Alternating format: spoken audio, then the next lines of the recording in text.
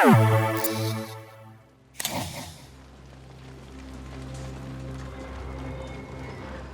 there, and welcome to VGC.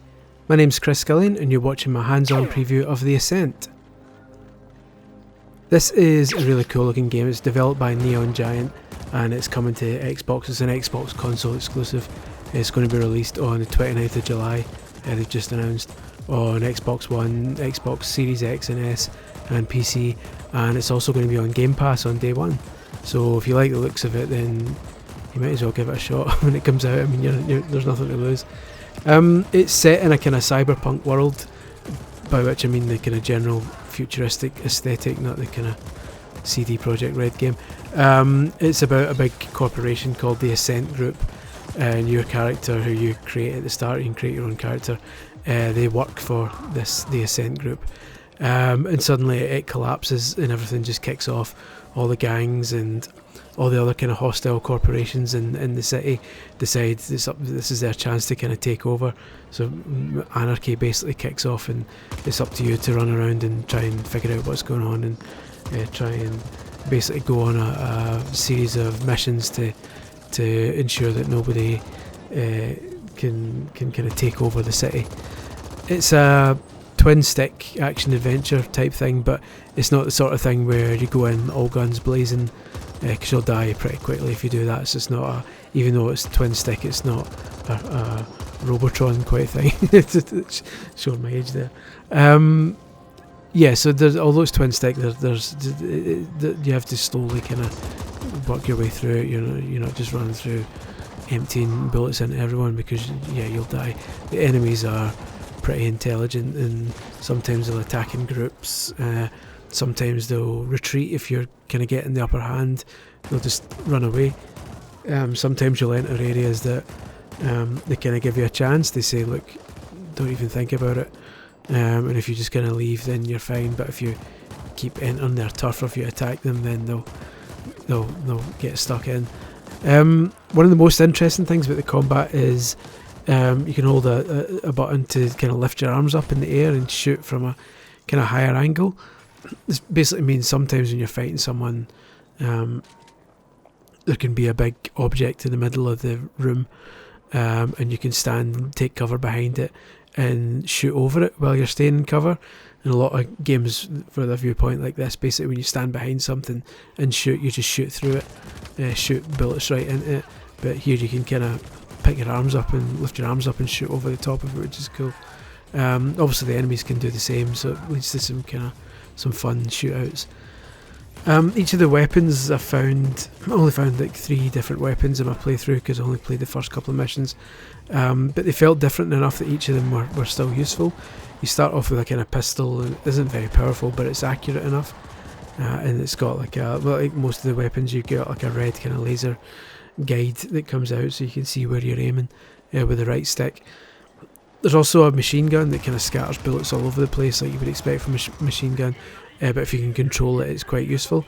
It's not the shots aren't very powerful, but as long as you can keep your shots accurate, and you can take a lot of enemies out from a distance with it.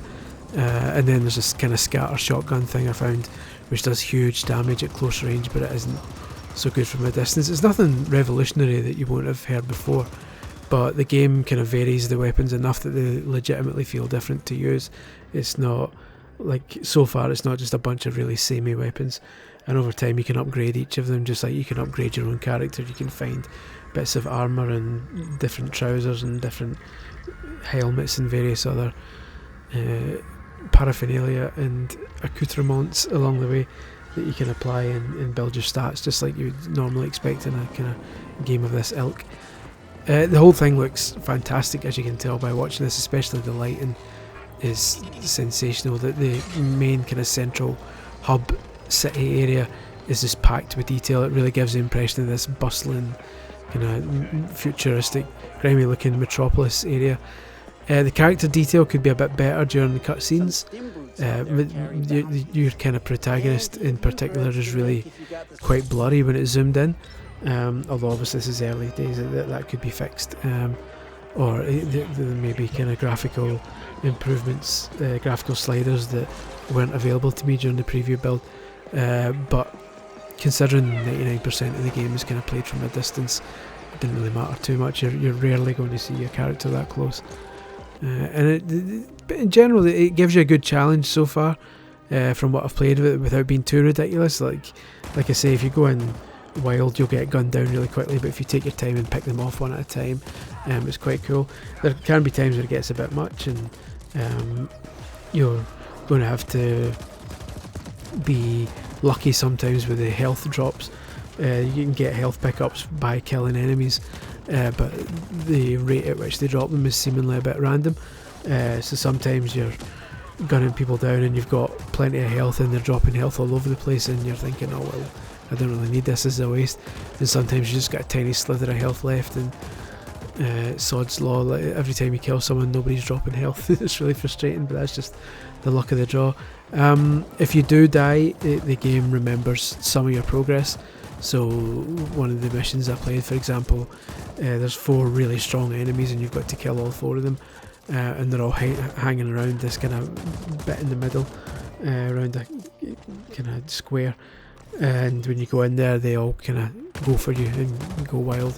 So it's kind of difficult to kill all 4 of them without dying, but it remembers your progress. So if you basically aim for one and get stuck in and manage to kill 1 or kill 2 of them and then you die, when you respawn you can go back there and they're still dead, so you can still progress.